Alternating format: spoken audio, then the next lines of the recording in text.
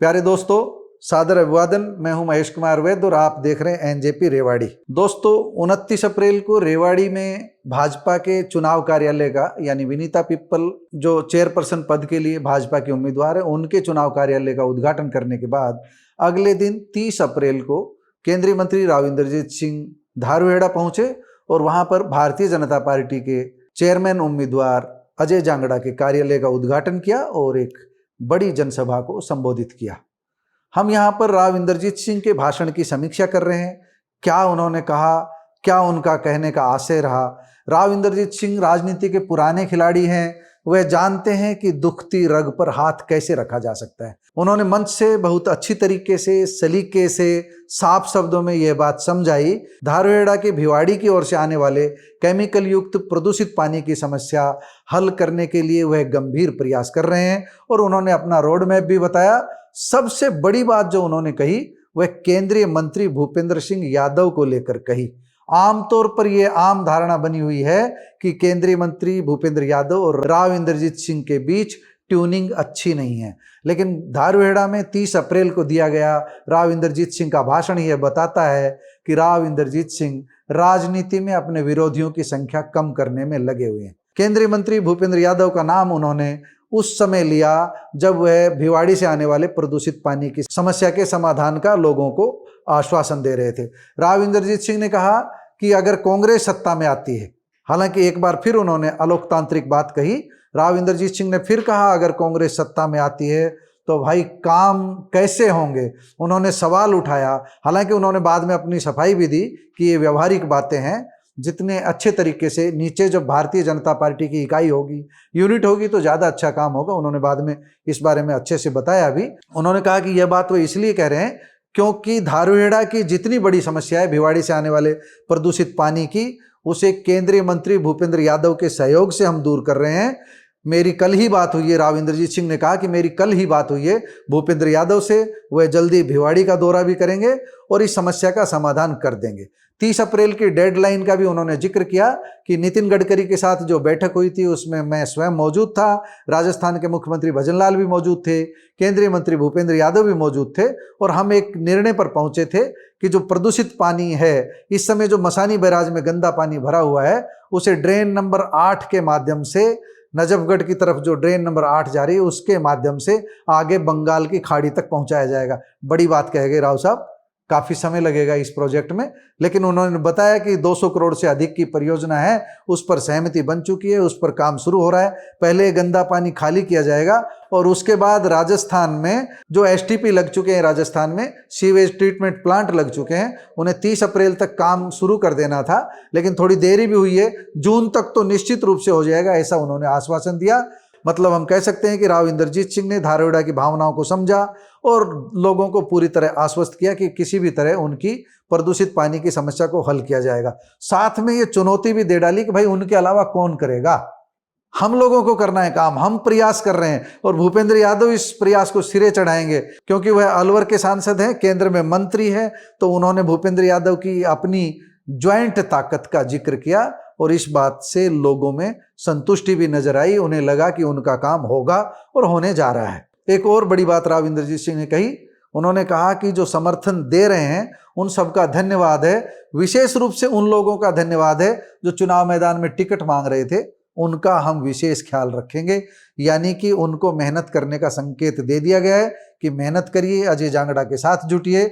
यानी कि अपनी पार्टी के उम्मीदवार की जीत सुनिश्चित करने के लिए राव इंद्रजीत सिंह ने धारूहेड़ा के मंच से भी अपने तर्कस का हर तीर चलाया। उनका भाषण हम रिकॉर्ड करके लाए हैं, आपको सुनवा रहे हैं। भाषण में थोड़ी सी गूंज आ रही है, साफ साफ नहीं आ रहा है, इसलिए हम विस्तार से आपको उनकी कही गई बातों को अपने शब्दों में बता रहे हैं, बहुत तरीके से बता रहे हैं, अच्छे से आपको समझा रहे हैं जो उन्होंने कहा। एक बड़ी बात धारूहेड़ा के मास्टर प्लान को लेकर के उन्होंने कही कि धारूहेड़ा का जो आगे आने वाला डेवलपमेंट प्लान हम तैयार कर रहे हैं, आने वाले समय में यहाँ की कोई भी सड़कें बदहाल नहीं रहेगी, सब कुछ मिलेगा धारूहेड़ा को, जो धारूहेड़ा के लोग सोच रहे हैं, जैसी धारूहेड़ा के लोगों ने परिकल्पना की है।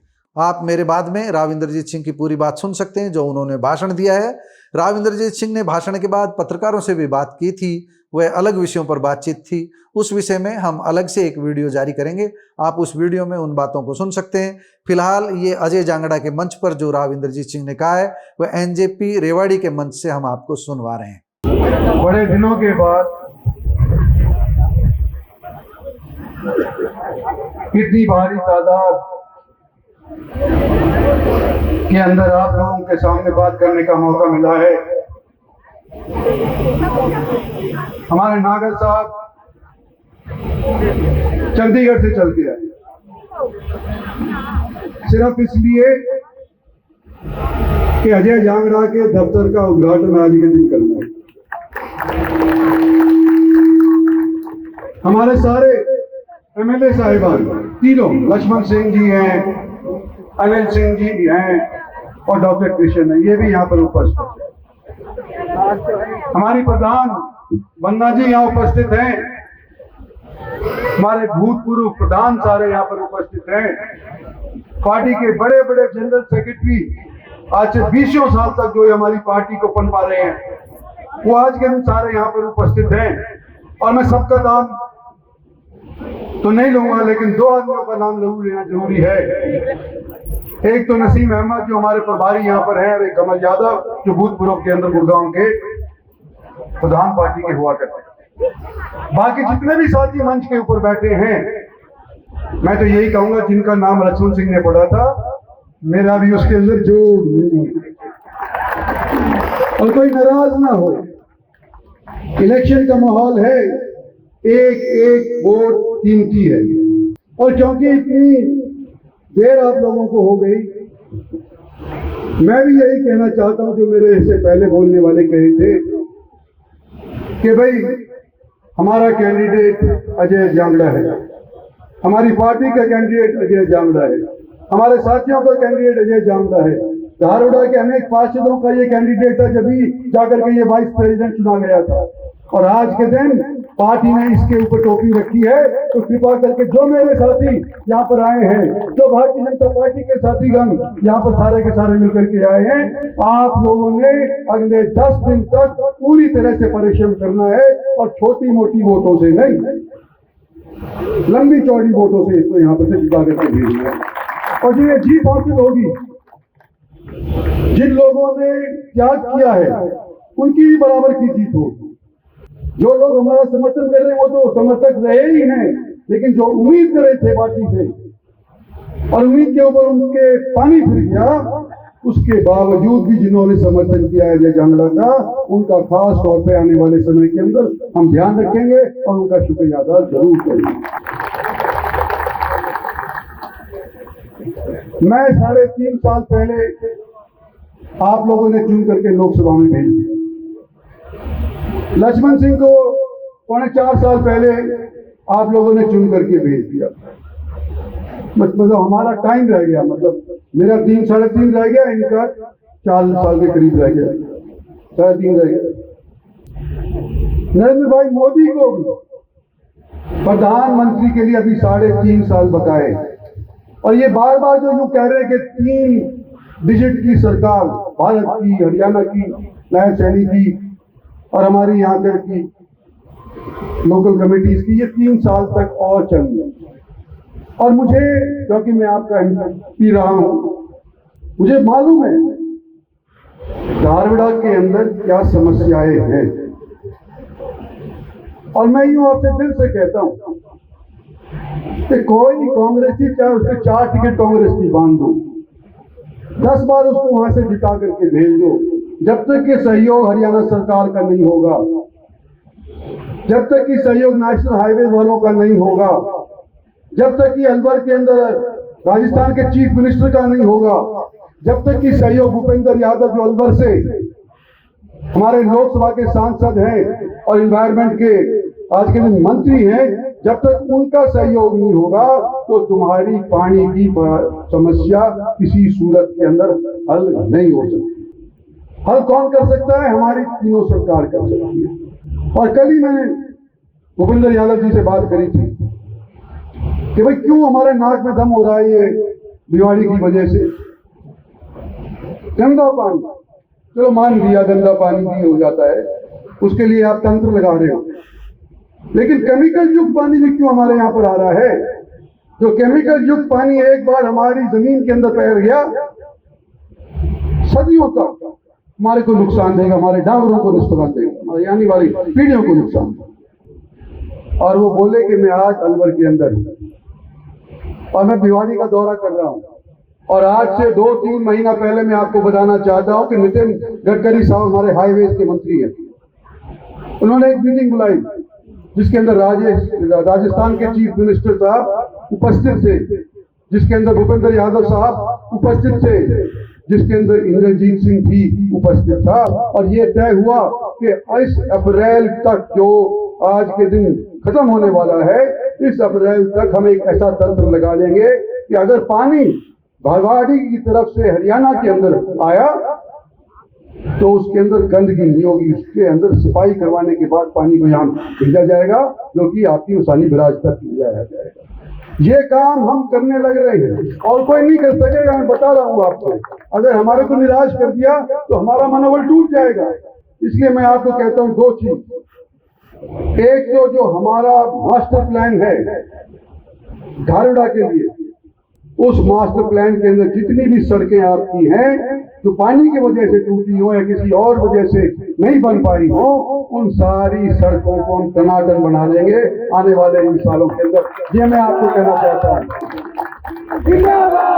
दूसरा मैं यूँ कहना चाहता हूँ कि नेशनल हाईवे ने उस मीटिंग के अंदर ये फैसला लिया था कि जो भी गंदा पानी बरसात का होता है उसको हम बरसाती पानी को हम जहर के अंदर छोड़ देंगे, मिसानी बराज के अंदर छोड़ देंगे। अब मिसानी बराज के अंदर गंदा पानी जाते जाते दशक हो गए। गाय भैंस भी पानी नहीं पी रही, मछली को छोड़ो। तो हरियाणा सरकार ने एक नीति बनाई है जिसको मैं आपसे अवगत कराना चाहता हूं कि इस पानी को नीचे जाकर के जमीन के नीचे वाला प्रदूषण ना करे, इस वास्ते एक स्कीम बनाई है। और स्कीम ये है 218-20 करोड़ की कि हम इस पानी को पहले तो निकालेंगे, सारे गंदे पानी को निकाल करके ड्रेन नंबर 8 तक भेज देंगे और ड्रेन नंबर 8 से भेज करके और इसको हम जमुना में डाल देंगे और बंगाल तक इसको भेज देंगे, बंगाल की खाड़ी तक। जब ये सूख जाएगा, गंदा पानी यहाँ से निकल जाएगा, तो स्वच्छ पानी यहाँ पर ला करके भेजेंगे और इस स्वच्छ पानी को यहाँ पर ला करके भेजेंगे। और इतने ये जो अप्रैल तक की मियाद दी थी कि हम तंत्र लगा करके भिवाड़ी का गंदा पानी यहाँ पर नहीं आने देंगे, वो अप्रैल के अंदर अगर फर्जन ना भी हुई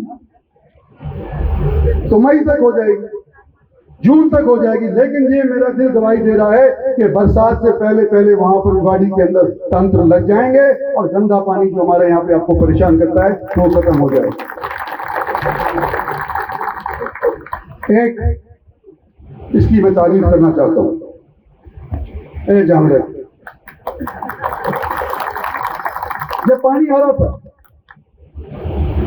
कई बार चक्कर लगाए और भी लोगों ने लगाए, लेकिन इसने खास तौर पर नाक पे दम रखा कि किसी तरह से हमारा रोको, किसी तरह से रोको रोको रोको। हरियाणा सरकार कहती है जी हम कैसे रोके, तो हमने फिल्म बनाया। एक ठेकेदार वो है यहाँ पे खड़ा हुआ है, बुला उसको, तो अभी तो पैसे नहीं मिल रहे, ठेकेदार वो एक मिनट लग रहा है यहाँ पे। एक ठेकेदार ने बोला कि जी आप मेरे पे छोड़ दो, मैं बांध लगाऊंगा, मैं रोकूंगा इस पानी को, मैं गंदा पानी हमारे धारोड़ा में नहीं आने दूंगा। आज यदि होता तो मैं उसका हाथ खड़ा कर देता, पानी निकालने लगे। ये बातें जो हम प्रजातंत्री तौर के ऊपर कहते हैं उससे अलावा है, लेकिन उसने यूं कहा कि उसको दिक्कत थी, देखने को दिक्कत थी कि किस तरह से गंदा पानी हमारे यहाँ पे आता है, किस तरह से सड़क के ऊपर न केवल धारोड़ा वालों को जो गुड़गांव से जयपुर जा रहा है, रेवाड़ी जा रहा है, उसको भी कितनी तकलीफ होती है। सब चीज आज के दिन मेरे जहन के अंदर है। और दूसरी बात जो मैं कहने वाला था कि भाई कई बार लापरवाही हो जाती है अफसरों से, कई बार काम हाँ कर देते हैं और फिर उसके ऊपर अमल नहीं कर पाते। मैं यूं कह के जा रहा हूं आज के दिन कि मैंने आज तक रेवाड़ी की म्यूनिसिपल कमेटी की कोई मीटिंग अटेंड नहीं की। मैंने धारवाड़ा की कोई मीटिंग सरकारी अफसरों के साथ, पार्षदों के साथ अटेंड नहीं करी। लेकिन आज मैं यूं कह रहा हूं कि मेरा भी दिल दुखता है धारवाड़ा के लिए कि अगर आप इसको बना दोगे तो आने वाले समय के अंदर कम से कम 4 बार, 3 महीने के बाद 4 बार मैं यहाँ पर आकर के मीटिंग के अंदर उपस्थित हूँगा और जो आपकी दिक्कतें हैं उनका हल करूंगा। मेरे में विश्वास करो, आपने पहले भी किया है, मेरी नियत साफ है, इसको जिता करके भेजो, ये आपसे अनुरोध है। धन्यवाद और जय हिंद। दोस्तों, आपने केंद्रीय मंत्री राव इंद्रजीत सिंह का भाषण सुना। आप उनके भाषण को लेकर, उनके आश्वासन को लेकर क्या सोचते हैं, कमेंट बॉक्स में जाकर बताइएगा जरूर। नमस्कार, धन्यवाद।